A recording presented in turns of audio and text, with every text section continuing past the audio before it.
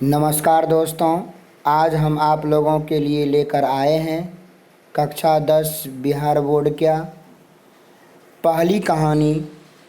हिंदी का पहला कहानी श्रम विभाजन और जाति प्रथा, जिसके लेखक हैं डॉक्टर भीमराव अंबेडकर। श्रम विभाजन और जाति प्रथा के लेखक हैं डॉक्टर भीमराव अंबेडकर।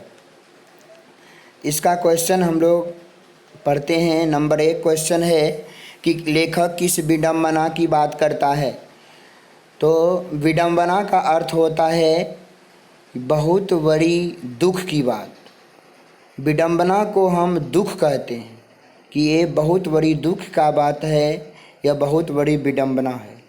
तो आखिर लेखक को क्या ऐसा दुख हुआ या कौन ऐसी विडंबना आ गई, यह प्रश्न लेखक के माध्यम से है कि लेखक किस विडंबना की बात करता है। तो लेखक आधुनिक युग में भी जातिवाद के पोषक कहते हैं जातिवाद को बढ़ावा देने वाले तथा जाति प्रथा को बढ़ावा देने वाले को ही विडंबना मानता है। जो जातिवाद को पोषते हैं, पालते हैं, जाति के नाम पर अपना भरम फैलाते हैं, समाज में एक दूसरे को ऊंच नीच करार देते हैं, उसी को बोलते हैं जातिवाद के पोषक। तो जातिवाद के पोषक तथा जाति प्रथा को बढ़ावा देने वाले को जो लेखक हैं वो विडंबना मानता है, बहुत बड़ी दुख की बात मानता है।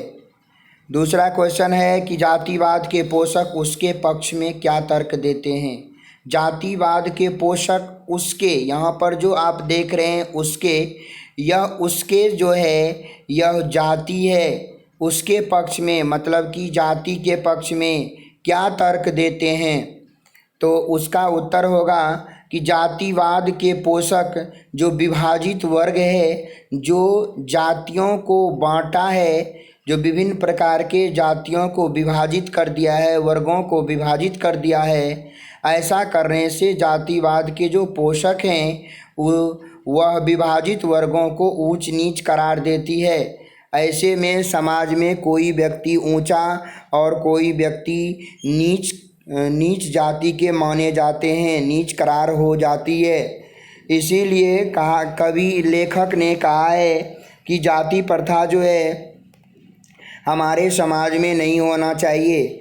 इससे बड़े और छोटे, ऊंच और नीच की भावना हमारे समाज में फैल जाती है और हमारा समाज आगे नहीं बढ़ पाता है।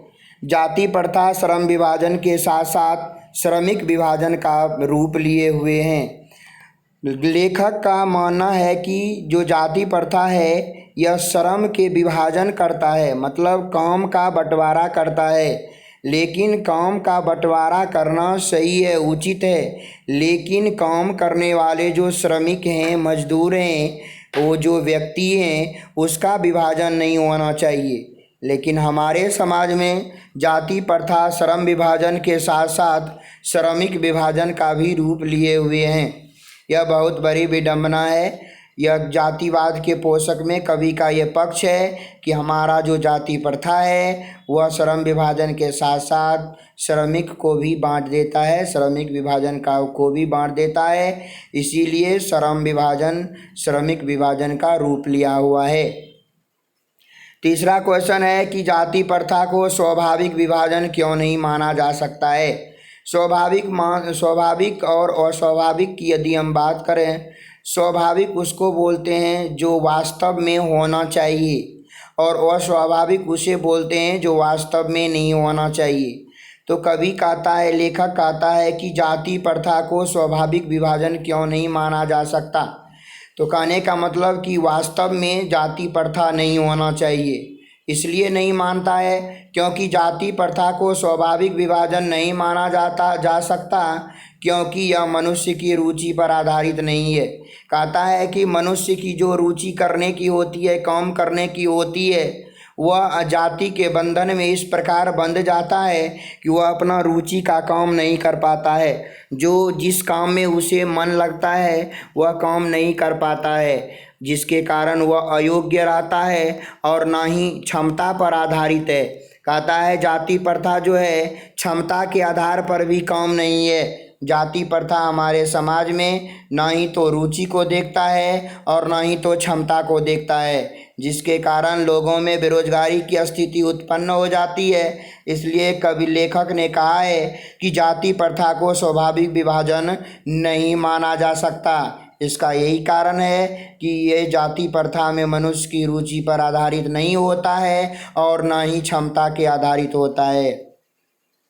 चौथा क्वेश्चन है कि जाति प्रथा भारत में बेरोजगारी का एक प्रमुख और प्रत्यक्ष कारण कैसे बनी हुई है। कहता है प्रमुख मतलब मेन, मुख्य, प्रत्यक्ष मतलब सामना सामनी जो हम देख रहे हैं। तो जाति प्रथा भारत में बेरोजगारी का एक प्रमुख और प्रत्यक्ष कारण कैसे बनी हुई है। तो जाति प्रथा मनुष्य को जीवन भर के लिए एक पेशे में बांध देती है। पेशा कहते हैं जो कोई काम करता है, उसके काम करने के नाम को पेशा कहा जाता है। जाति प्रथा मनुष्य को जीवन भर के लिए एक पेशे में बांध देती है, भले ही पैसा अनुपयुक्त होने के कारण वह भूखा मर जाए। देखिए कितना समस्या है हमारे समाज में कि जाति प्रथा मनुष्य को जीवन भर के लिए एक ही काम में बांध देती है। जो कोई व्यक्ति अगर एक ही काम करे तो स्वाभाविक बात है कि उसमें पैसा बहुत कम होगा, अनुपयुक्त होगा, और पैसा अनुपयुक्त होगा तो वह भूखमरी की स्थिति उत्पन्न हो जाएगी और वह भूखा मर जाएगा। तो लेखक का ये कहना है कि जाति प्रथा मनुष्य को जीवन भर के लिए एक पेशे में बांध देती है, भले ही पैसा अनुपयुक्त होने के कारण वह भूखा मर जाए।